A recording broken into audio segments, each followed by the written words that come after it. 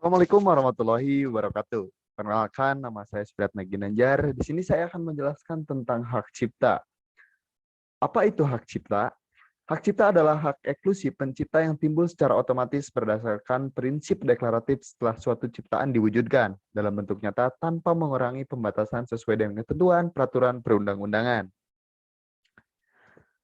Jadi ciptaan yang dilindungi dan masa berlaku perlindungan. Setiap hasil karya di bidang pengetahuan, seni, dan sastra dapat dilindungi negara melalui hak cipta. Perlindungan ini memiliki masa berlaku yang berbeda-beda, tergantung jenis ciptaan dan jenis hak eksklusif sebagaimana diatur pada pasal 58 sampai 60 Undang-Undang Hak Cipta. Ciptaan dengan hak cipta seumur hidup ditambah 70 tahun. Pasal 58 ayat 1 Undang-Undang Hak Cipta berlangsung selama pencipta hidup dan akan berlangsung selama 70 tahun setelah pencipta meninggal. Ciptaan tersebut diantaranya adalah sebagai berikut. Buku, pamflet, dan semua hasil karya tulis. Kemudian yang kedua adalah ceramah, kuliah, pidato, dan ciptaan sejenis lainnya. Kemudian yang ketiga alat peraga. Kemudian yang keempat adalah lagu atau musik dengan atau tanpa teks. Kemudian yang kelima adalah drama, kemudian jenis-jenis dramanya. Kemudian yang keenam adalah karya seni rupa dalam segala bentuk seperti lukisan, gambar, ukiran, kaligrafi, seni pahat, patung, atau kolase. Kemudian yang ketujuh adalah karya arsitektur. Kemudian yang kedelapan adalah karya seni batik atau seni motif lain. Kemudian ciptaan dengan hak cipta selama 50 tahun. Pasal 59 ayat 1 Undang-Undang Hak Cipta menyebutkan jenis ciptaan yang perlindungannya berlaku selama 50 tahun. Sejak pertama kali dilakukan, pengumuman antara lain adalah 1. Karya fotografi dan potret, kemudian yang kedua adalah karya sinematografi, kemudian yang ketiga adalah permainan video, keempat adalah program komputer, kelima pewajahan karya tulis, keenam adalah terjemahan, kemudian yang ketujuh adalah kompilasi ciptaan atau data. Kemudian yang selanjutnya adalah ciptaan dengan hak cipta selama 25 tahun. Pasal 59 ayat 2 Undang-Undang Hak Cipta menjelaskan ciptaan berupa karya seni terapan berlaku selama 25 tahun, di mana perlindungan hak cipta berlaku sejak pertama kali dilakukan pengumuman atas hak tersebut. Ini adalah contoh karya seni terapan, yaitu adalah gerabah jenis keramik. Kemudian yang atasnya adalah contoh wayang kulit. Kemudian adalah ciptaan dengan hak cipta tanpa batas waktu, khusus untuk ekspresi budaya tradisional yang dipegang oleh negara. Maka perlindungan atas hak cipta akan berlaku tanpa batas waktu. Di sini adalah jenis-jenis tari, ya, diantaranya ada Reog Ponorogo, kemudian ada tari Mandau, dan yang paling ujung kanan itu adalah seni pewayangan. Kemudian hak cipta dapat dialihkan. Hak eksklusif yang dapat dialihkan kepada pihak lain adalah berupa hak ekonomi atas ciptaan tersebut. Dengan memiliki hak ekonomi, pencipta atau pemegang hak cipta dapat memanfaatkan ciptaan tersebut untuk memperoleh keuntungan. Antara lain dengan cara menerbitkan ciptaan, mengadakan dan mendistribusikan ciptaan, serta melakukan pertunjukan atas ciptaan tersebut.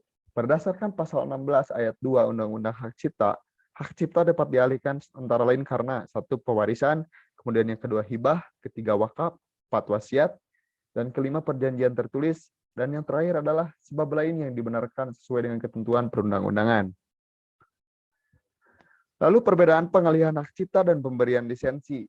Perbedaan utamanya antara lain adalah pengalihan hak cipta dengan pemberian lisensi terletak pada kepemilikan atas hak tersebut. Dalam pengalihan hak cipta, maka pencipta atau pemegang hak cipta dapat mengalihkan kepemilikan atas hak ekonomi yang terdapat pada ciptaan tersebut, sehingga ia tidak dapat melaksanakan haknya setelah dialihkan. Kemudian, dalam pemberian lisensi, hak ekonomi atas ciptaan tersebut hanya dapat digunakan oleh pihak lain sebagai penerima lisensi tanpa mengalihkan kepemilikan atas hak tersebut. Lalu yang selanjutnya adalah lisensi. Lisensi adalah pemberian izin atau penyerahan hak atau suatu dari suatu pihak ke pihak lainnya untuk melakukan produksi atau suatu produk atau jasa tertentu yang sebelumnya telah dipatenkan oleh yang menciptakan pertama kali. Hak tersebut bisa berupa atas barang, cipta atau karya, pembuatan produksi, dan masih banyak lainnya. Ini adalah jenis-jenis lisensi. Yang pertama adalah copyright, tidak dapat digunakan, diadaptasi, disalin, dipublikasikan tanpa izin dari penulis. Apa maknanya? Semua karya asli dilindungi dengan hak cipta ketika dibuat. Kemudian yang kedua adalah Creative Commons, dapat menggunakan tanpa permisi, tetapi dalam kondisi tertentu pembuat menentukan aturan sebagai berikut. Apa maknanya? Hanya menunjukkan bahwa penulis memilih Creative Commons. Kemudian ada public domain, dapat digunakan adaptasi, disalin, dipublikasi tanpa pembatasan dan tidak dibutuhkan perizinan. Semua publikasi yang diterbitkan sebelum tahun 1923 dan penulisnya sudah meninggal, publikasi tersebut diletakkan pada ranah public domain. Kemudian ini adalah jenis-jenis lisensi yang tadi. Yang pertama ada attribution. Anda harus menyebutkan sumber sesuai dengan cara yang ditetapkan oleh pencipta atau pemberi lisensi apabila menggunakan, menyalin, atau membagikan konten. Kemudian ada non-komersial. Di sini Anda tidak boleh menghasilkan keuntungan dari konten tersebut. Kemudian ada no-derivative works. Anda tidak boleh mengubah konten tersebut. Kemudian yang terakhir adalah share alike. Anda boleh mengubah konten, tetapi Anda harus memperbolehkan orang lain menggunakan karya baru tersebut dengan lisensi yang sama seperti aslinya. Anda tidak boleh memperlakukan karya dengan lisensi share alike yang Anda adaptasi seolah-olah sebagai hak milik Anda sendiri gitu. Ini adalah contoh fenomena hak cipta. Fenomena warkopi yang meniru warkop DKI. Warkopi terdiri dari 3 orang yang mirip warkop DKI, yakni Dono, Kasino, dan Indro. Ketiganya menarik perhatian pemilik stasiun TV. Kemudian mereka direkrut dan rutin membuat konten sketsa komedi di channel tersebut.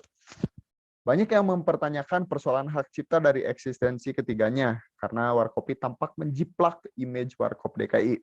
Padahal ada ancaman pidana untuk warkop soal hak cipta ini ya. Dan waktu itu kalau nggak salah sempat Bang Indro melaporkan warkopi ini kepada pihak yang berwenang karena terbukti melanggar Undang-Undang Hak Cipta. Mungkin itu saja yang dapat saya sampaikan. Mohon maaf apabila banyak kesalahan. Wassalamualaikum warahmatullahi wabarakatuh.